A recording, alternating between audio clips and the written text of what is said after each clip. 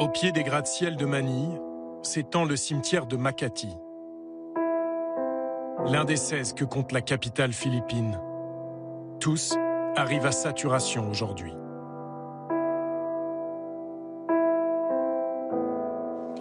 La tombe que cherche Jeneline Olaires se trouve dans ce mur à droite. Monsieur, je peux vous emprunter cette planche? Une tombe en appartement, disent les Philippins. Désormais, on empile les morts. Coucou mon Leilei. Tu as de la visite aujourd'hui. Leilei, c'est le surnom de son fiancé, Michael Ciaron, tué il y a 3 mois. Coucou Lei, comment ça va? Tu as vu? J'ai mis ta casquette. Tu me manques tellement. Désolée de ne pas avoir pu revenir avant. Désolée d'être si loin de toi. Il faut que tu rentres à la maison maintenant. Viens, reviens vers moi. Michael a été abattu le 23 juillet dernier, en pleine rue. Une balle dans la tête. Ces tueurs ont laissé près de son corps un carton où l'on peut lire « Je suis un dealer ».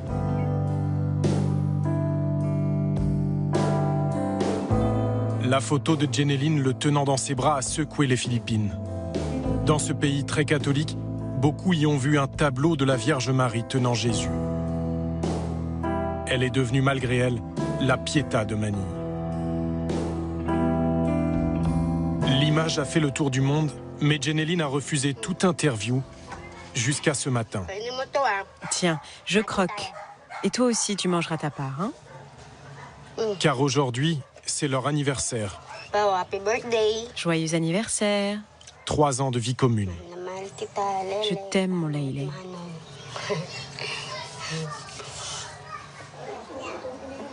J'ai l'air très fatiguée. Je suis désolée, je ne dors plus.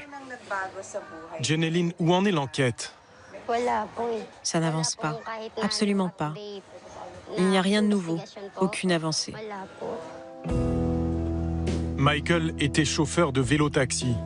Il prenait parfois de la drogue pour travailler toute la nuit, mais n'était pas dealer, explique-t-elle.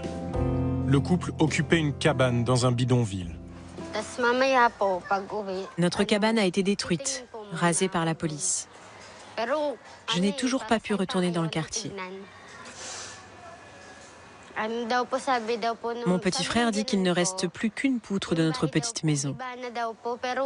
Il pense que c'est Michael qui s'accroche à la vie.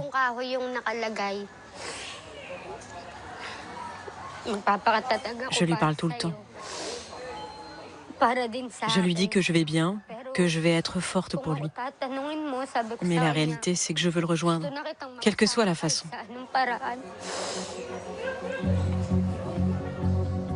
Leur histoire a frappé l'opinion, avant d'être balayée par celle de centaines d'autres victimes.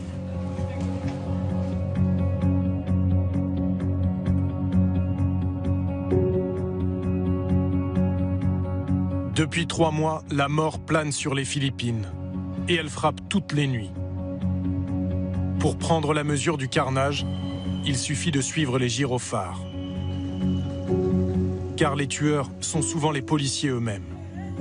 C'est notre première nuit à Manille, nous nous laissons guider. C'est par là, c'est par là. 22 heures, un couple pris pour cible, chez eux. Monsieur, c'est un homme ou une femme? Une femme?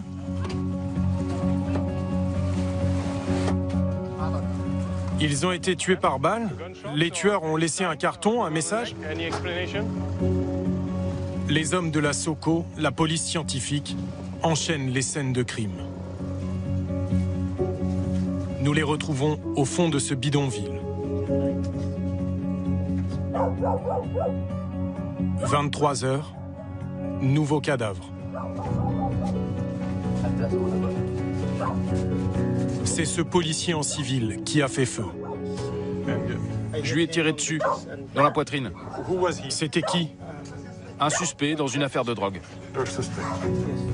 Suspect dans une affaire de drogue. L'accusation est devenue sentence de mort Et l'on peut mourir sur simple soupçon. Personne ne se sent à l'abri. C'est le 3e de suite dans le quartier. Non, j'ai trop peur. Je ne peux pas en parler devant la caméra. Pourquoi pas?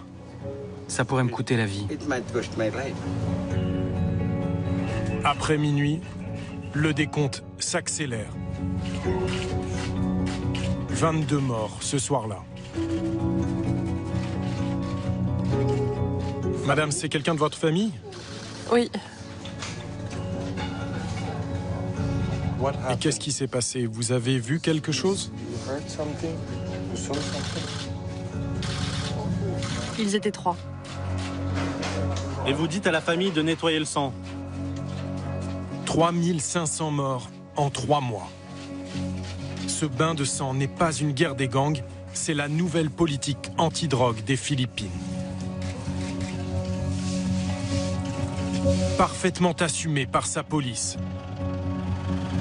Sous le prétexte de nettoyer les rues de cette substance, la méthamphétamine, la drogue qui rend fou, qu'on appelle ici la chabou.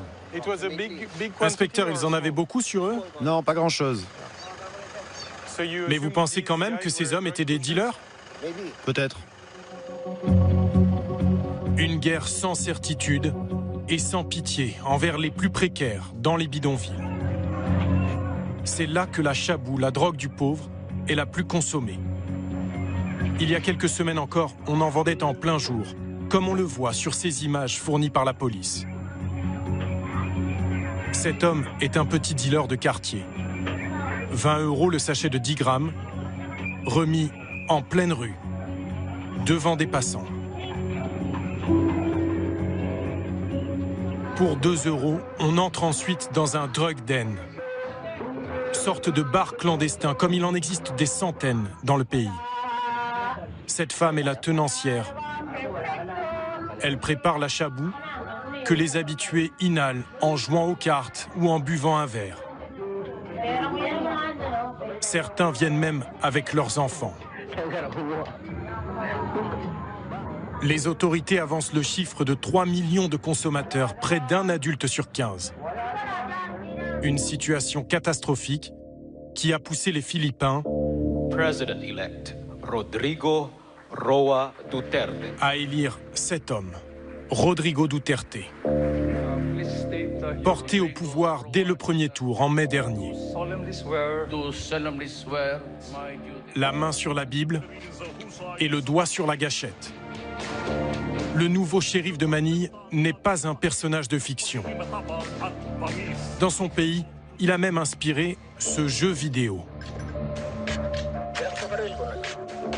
On le voit massacrer des drogués et des dealers, exactement son programme de campagne. Si je deviens président, ça va saigner. J'ordonnerai le meurtre de tous les criminels et de tous les drogués. Vous les drogués, putain, je vais tous vous tuer. Moi-même, j'ai tué des gens. Je dois l'admettre. Il y a 3 mois, j'ai tué 3 personnes. Désormais au pouvoir, il va encore plus loin dans ses dernières déclarations. Hitler a massacré 3 millions de juifs. Bon, nous, on a 3 millions de drogués. Je me ferai un plaisir de les massacrer. Rodrigo Duterte a décrété l'état de non-droit sans préciser ce qu'il entendait par là. Un permis de tuer pour les policiers? Les exécutions se multiplient, les témoins restent muets, les enquêtes classées sans suite. Un climat de terreur flotte sur Manille, où la peine de mort officiellement supprimée semble de retour hors de tout processus judiciaire. Il n'y a pas que dans les cimetières qu'on manque de place. Chaque matin, la prison de Quezon City, en banlieue de Manille, reçoit de nouveaux pensionnaires. À l'heure des visites, les gardes acceptent de nous ouvrir les portes. En 3 mois, 700 000 personnes ont préféré se rendre aux autorités plutôt que de risquer d'être tués à leur tour. Ces gens sont tous là pour des affaires de drogue? Oui, la plupart. Et aujourd'hui, combien de nouveaux prisonniers? 17. C'est tous les jours comme ça? Ouais. C'est Lucie Abarca qui nous fait entrer dans cette cage à ciel ouvert.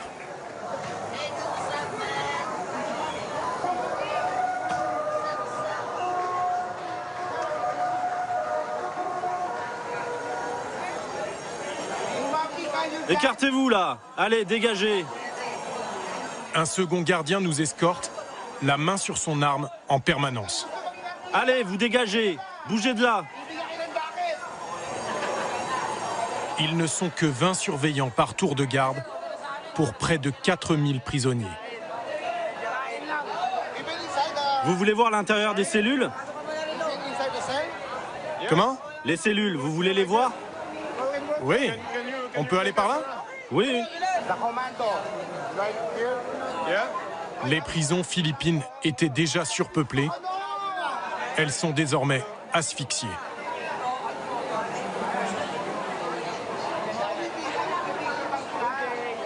« 40 degrés dans la cour, 5 de plus au fond des cellules et 90% d'humidité.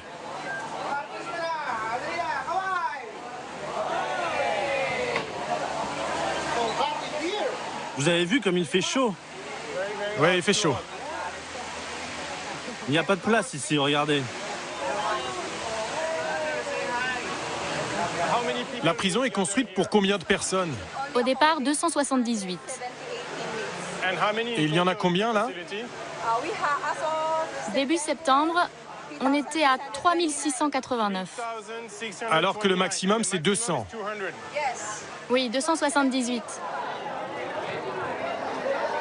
L'air est saturé.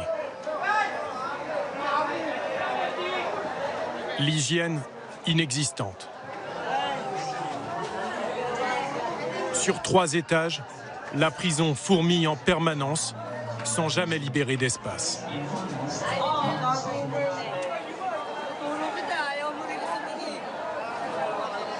Il y a ici des tueurs et des violeurs déjà condamnés, mais aussi de simples suspects dans des affaires de drogue. Ils représentent désormais près des 2/3 des détenus.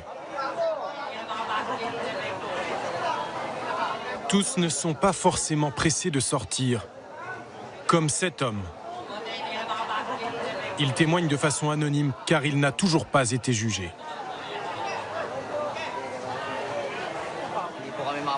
C'est l'endroit le plus dur que j'ai vu de toute ma vie.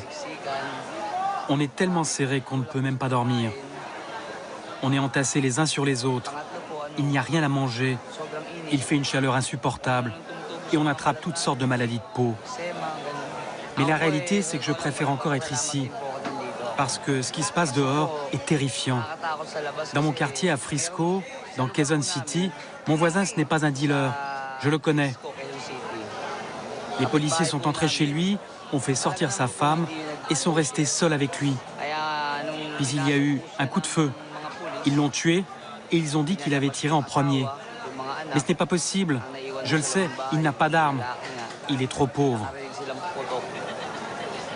Donc vous dites qu'il vaut mieux être ici?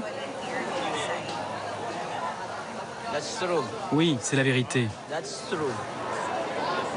La prison plutôt que la mort? Les consommateurs encourent pourtant 5 ans entre ces murs. Ceux accusés de vendre de la drogue, 20 ans. C'est ce que risque cet autre détenu. Il a été arrêté sur dénonciation d'un voisin. Je ne suis pas un dealer. Et évidemment, je ne suis pas non plus un baron de la drogue. Oui, j'en prends de temps en temps de la drogue, mais je n'en vends pas. Je suis consommateur occasionnel. Et vous aviez voté aux élections? Oui, Pour qui? Duterte. Donc vous saviez qu'il allait faire la guerre à la drogue? Oui, j'ai voté pour le président, mais je ne m'attendais pas à ça.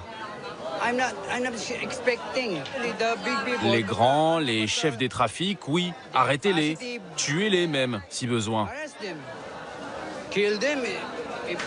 Mais pas les petits consommateurs, pas les innocents.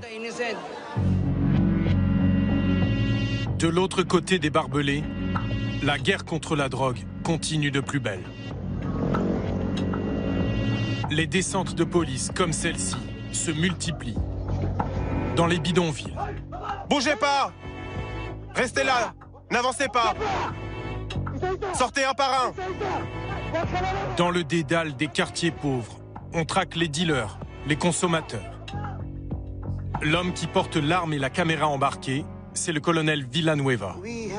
On doit constamment leur rappeler de ne pas résister. Le directeur du PDEA, l'équivalent des stupes aux Philippines, assume sans complexe le fait de s'attaquer aux consommateurs. Si on arrête un dealer de rue, il est immédiatement remplacé par un proche. Sa femme, son mari. Pourquoi? Parce qu'il y a 30 consommateurs qui dépendent de lui et qui ont besoin de leur drogue. Donc quand on arrête un dealer, ça continue. On ne stoppe pas le trafic. Pourquoi? Parce qu'il y a trop de consommateurs. C'est pour ça que vous arrêtez les consommateurs. Oui, c'est pour ça qu'on s'attaque aux consommateurs. Pour qu'il n'ait plus personne à qui vendre. Vous coupez la demande. C'est ça, on coupe la demande. Alors, plutôt que les cadavres qui s'amoncellent à la morgue, il est fier de nous montrer l'autre conséquence de cette guerre, les saisies records de ses troupes. C'est là qu'on examine les drogues saisies. Et en particulier, ces cristaux blancs. Ça, c'est de la méthamphétamine? Oui. Son nom de rue, c'est la Chabou. Et depuis l'arrivée du président Duterte, les saisies ont augmenté? Beaucoup augmenté? Oh oui. On en a beaucoup plus. Avant, on avait 5 ou 10 grammes par jour. Aujourd'hui, jusqu'à 120, 150 kilos. Jusqu'à 150 kilos saisis chaque jour. Le sevrage est radical. Sur les 700 000 toxicomanes qui se sont rendus aux autorités, à peine 500 personnes ont obtenu une place dans un centre de désintoxication. Les autres ont droit à une chance, et une seule, pour éviter la prison ou la mort. Ils doivent pointer une fois par semaine au gymnase de leur quartier, jurer de ne plus jamais toucher à la chabou et participer à ce cours de Zumba. 2 heures de gym, encadrées par la police, comme seul et unique programme de désintoxication. Il y a là des grands-pères et des grands-mères. Le nouveau gouvernement les considère comme de dangereux criminels. Ce sont surtout des travailleurs pauvres, comme José Cepacho, 62 ans, serveur dans un grand restaurant. La chabou, ça aide. Ça nous rend plus résistants. On peut faire des heures sup. On travaille toute la nuit et le lendemain, on est d'attaque. On repart en pleine forme. On peut travailler à nouveau. On se sent fort. Et vous avez des amis toxicomanes qui ont été arrêtés?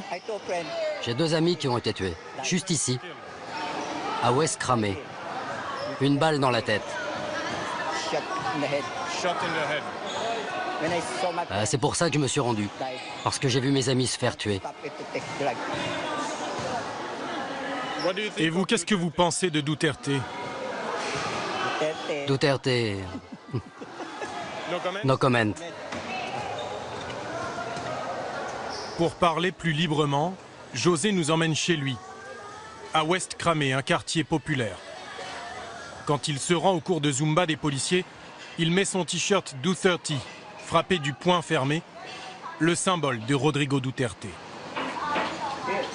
Mais José n'est pas vraiment un fan du nouveau président. Il n'y a pas d'électricité. Comme des millions de Philippins, Il occupe un logement minuscule. José, vous voulez ma lampe? Où l'électricité arrive par intermittence.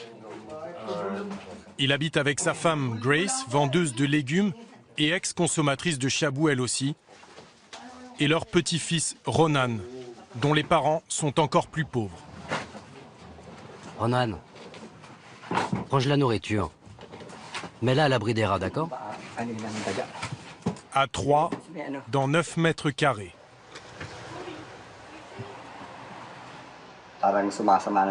Au début, j'avais rien contre Duterte. Et quand on voit ce qui se passe, c'est de pire en pire. On dirait que c'est devenu un hobby pour lui de faire tuer des gens. Je me sens nerveux tout le temps. Cette nuit, quelqu'un peut entrer chez moi pendant que je dors et tac-tac, me tuer comme ça.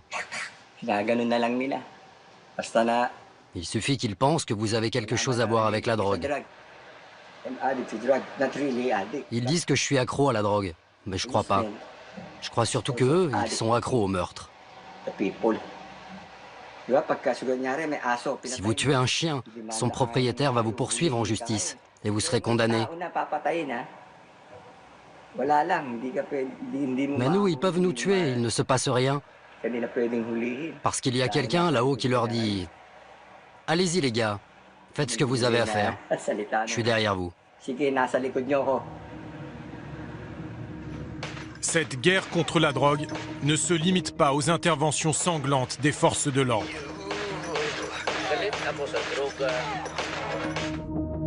Les 2/3 des homicides sont l'œuvre de tueurs à gages, hors de tout cadre légal.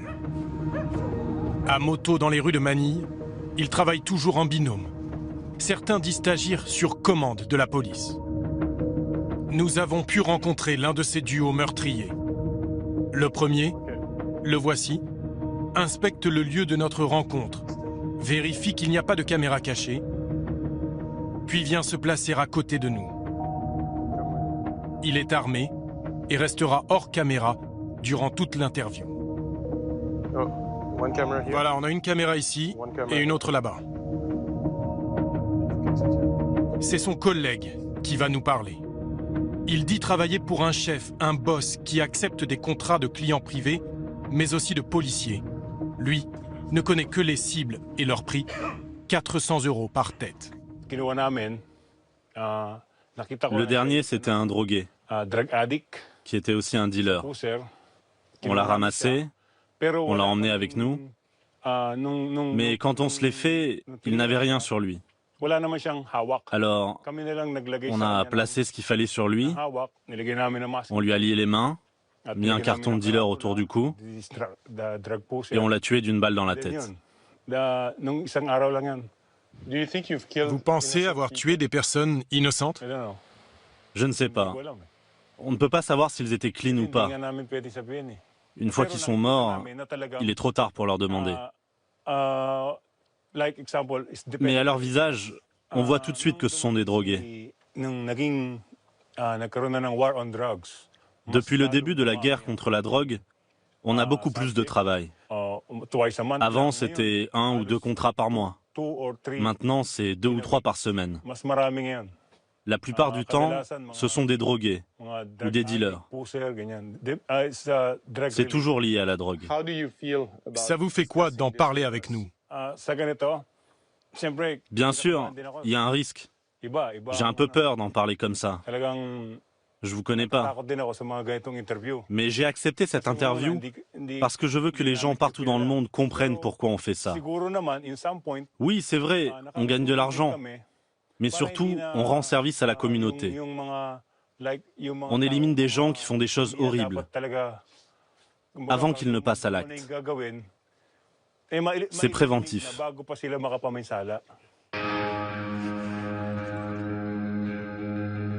Des vengeurs masqués, à moto, qui prétendent rendre la justice. L'image est familière aux Philippines. Elle évoque immédiatement Duterte.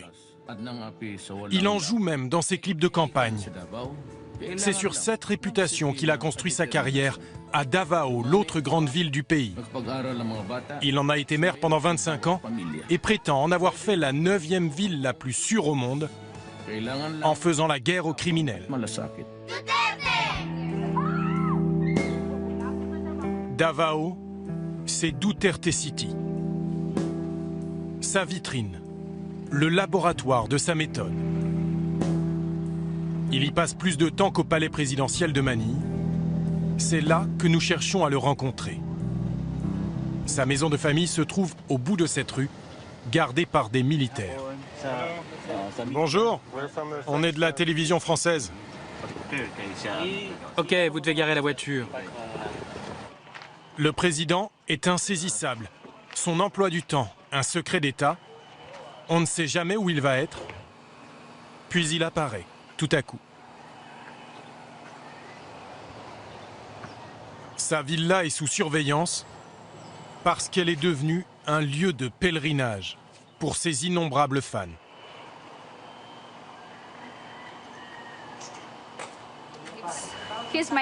C'est mon idole. Really? Can you come closer? Et pourquoi vous l'aimez autant? Expliquez-nous. Pour nous les jeunes, il incarne l'avenir. Il va faire de notre pays un endroit meilleur. Certains disent qu'il va trop loin, que trop de gens meurent par sa faute. Non? 76% des Philippins, en particulier les classes moyennes, approuvent la méthode Duterte. À Davao, l'élection est passée, mais on continue de s'arracher les t-shirts à l'effigie de celui qu'on surnomme The Punisher, celui qui punit. Sous son règne municipal, des tueurs masqués, les escadrons de la mort de Davao, auraient tué plus de 1400 personnes, selon l'ONG Human Rights Watch. Mais pour le colonel Marquez, l'un des chefs de la police, il s'agissait de nettoyer les rues. Il nous emmène au petit Nicaragua, un bidonville qui est longtemps resté l'un des plus dangereux au monde.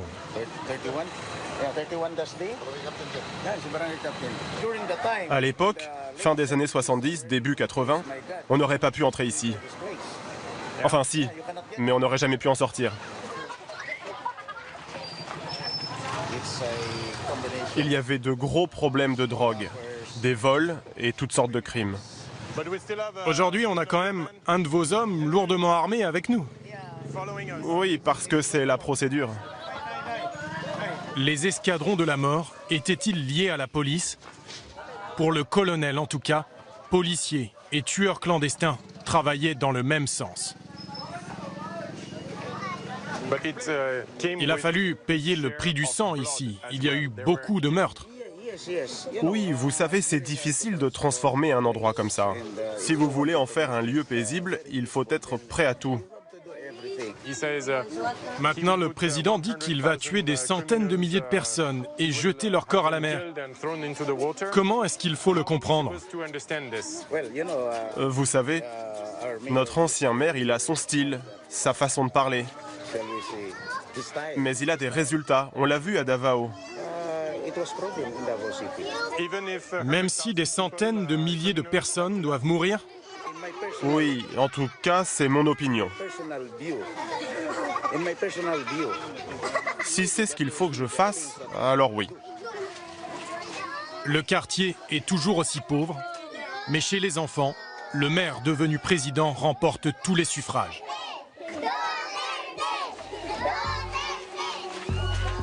Rodrigo Duterte prétend avoir débarrassé les rues de la drogue, mais le sang continue de couler. D'après les statistiques de la police nationale, Davao était encore en 2015 la capitale du meurtre, avec 200 morts par an. Pour l'ancien maire, ceux qui se font tuer ont forcément quelque chose à se reprocher. Clarita Alia est persuadée du contraire. 4 de ses 5 fils ont été abattus par les escadrons de la mort. Des hommes masqués, au service selon elle de la police et de l'ancien maire, Rodrigo Duterte. Ce sont le sergent Oumalong et le maire qui sont responsables.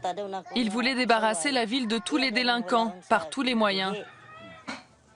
Elle affirme qu'un matin, les policiers sont venus la voir, car son aîné, Richard, avait volé des cigarettes, et qu'ils ont menacé de tuer tous ses fils, un par un.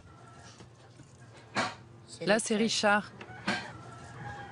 Quelques jours plus tard, Richard est abattu dans la rue à l'âge de 18 ans.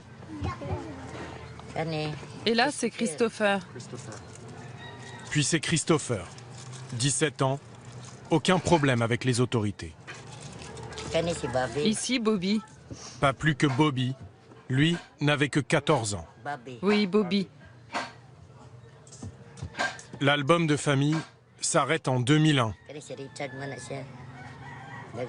avec la mort de Fernando. Et enfin, Fernando. Quel âge avait-il quand il a été tué? 15 ans.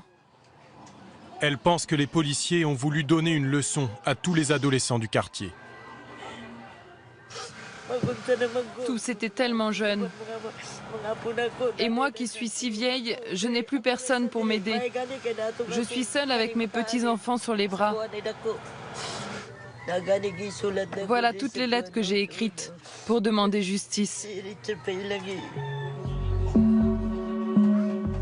Clarita a dû s'endetter pour payer coup sur coup 4 concessions au cimetière. Elle ne pourra bientôt plus rembourser. Ses fils rejoindront la fosse commune avec des centaines d'autres. 15 ans après les faits, ses espoirs de justice ont été réduits à néant avec l'élection de l'ancien maire au poste de président. Jusqu'à ce coup de tonnerre dans le ciel de Manille. Les fantômes de Davao reviennent hanter Duterte et menacent de le faire tomber. Au Sénat, une femme mène la charge, la sénatrice Leila de Lima. Unique opposante à Rodrigo Duterte, elle dit détenir la preuve que le président a ordonné des exécutions extrajudiciaires du temps où il était maire. Nous avons un témoignage qui pointe des ressemblances frappantes entre les tueries auxquelles nous assistons aujourd'hui et celles commises par les escadrons de la mort de Davao. Et ça nous laisse imaginer ce dont le président et ses alliés sont capables. Cela veut dire qu'on a un groupe de tueurs en série et de meurtriers de masse qui agissent au sein de la police, l'organisation censée protéger les gens. Elle dirige la commission d'enquête sur les exécutions et présente un témoignage que personne n'attendait. Celui de cet homme à gauche, Edgar Matobato. Il se présente comme tueur repenti, ex-membre des escadrons de la mort de Davao, et dit avoir assassiné une 50aine de personnes sur ordre de Duterte. Je sais qu'on veut me tuer pour que je ne puisse pas parler. C'est pour ça que je suis venu ici, pour être protégé. Je ne parle pas très bien, je suis pas quelqu'un de très éduqué. Mais je veux parler de ma vie, de ce que j'ai fait. Ok, j'ai tué des gens, j'ai été payé pour ça. Mais j'étais toujours avec des policiers. Comment vous expliquez ça? Et vous dites que l'argent venait de l'ancien maire Rodrigo Duterte. Oui, monsieur. Le contre-interrogatoire est mené par l'homme le plus admiré aux Philippines, Manny Pacquiao. Le boxeur, devenu sénateur, est le bras armé de Rodrigo Duterte. Il pointe les trous de mémoire du tueur repenti et l'envoie au tapis. Comment voulez-vous qu'on croie quelqu'un qui change sans arrêt de version? Fin du round, le Sénat, acquis au président, renvoie Edgar Matobato devant la justice et démet Leila de Lima de ses fonctions de présidente de la commission d'enquête. Vous pensez que vous êtes une victime, une cible? Oui, c'est évident. Je suis victime d'une attaque systématique de la part du président. Dans quel but? Il cherche à me détruire, à m'intimider. Il pense que ça va m'arrêter. Mais ça ne m'arrêtera pas. Ça ne m'arrêtera pas. C'est pourtant une défaite de taille. Elle croyait avoir atteint le président, mais il en faut plus pour déstabiliser Rodrigo Duterte. Le voilà de retour, plus fort que jamais.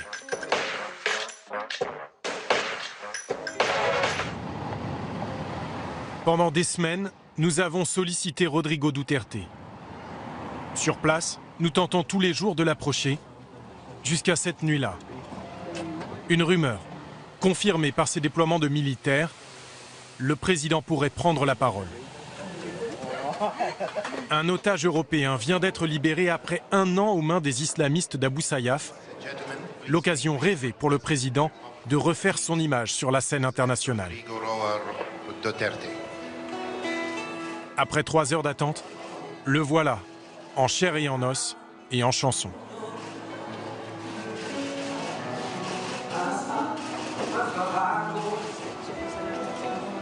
On nous promet une séance de questions-réponses à l'issue de son discours. L'ex-otage est à ses côtés. Rodrigo Duterte l'ignore complètement pour ne parler que d'une chose, son obsession, la lutte contre la drogue. Je m'étais donné 3 ou 6 mois. Mais je n'avais pas pleinement mesuré l'ampleur et la gravité du problème de la drogue dans notre République avant de devenir président. Même si je le voulais, je ne pourrais pas tous les tuer. Ma dernière liste de suspects est épaisse comme ça. Voilà la situation. Donnez-moi un peu plus de temps. Peut-être encore 6 mois. Je ne pouvais pas deviner qu'il y avait des centaines de milliers de personnes impliquées dans la drogue, dans le business de la drogue, et parfois même jusqu'au sein du gouvernement, en particulier des élus.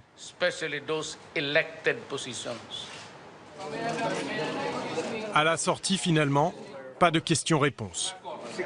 Reculez, reculez.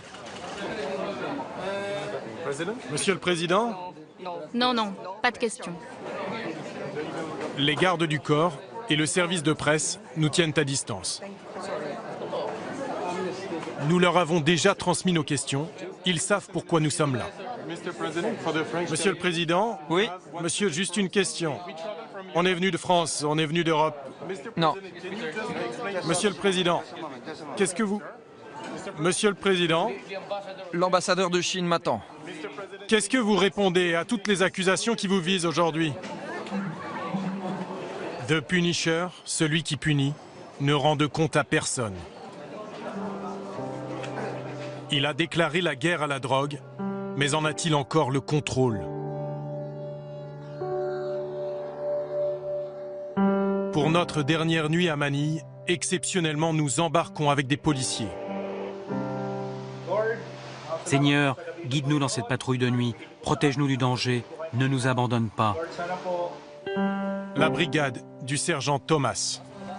Il y a eu une fusillade.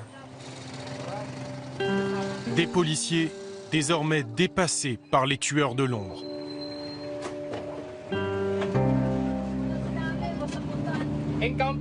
C'est une opération de police ou une fusillade? À Pica, mais c'est où Pica? Nous traversons la ville à tombeau ouvert pour trouver partout le même silence, glacé d'effroi. Écartez-vous, écartez-vous. Il est encore en vie, il respire. Mon chéri! Écartez-vous, madame. On va l'emmener à l'hôpital. Non! Marco! Monsieur, c'est mon mari qui est là. Pourquoi?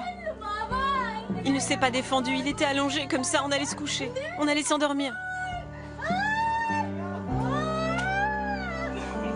L'homme vient de rendre son dernier souffle. Les policiers sortent alors un deuxième corps. Puis un troisième. Un mois plus tard, la police dira n'avoir aucune piste dans cette affaire. Rien que la douleur de cette femme, un dernier cri dans la nuit, avant que l'obscurité ne s'empare totalement de Manille.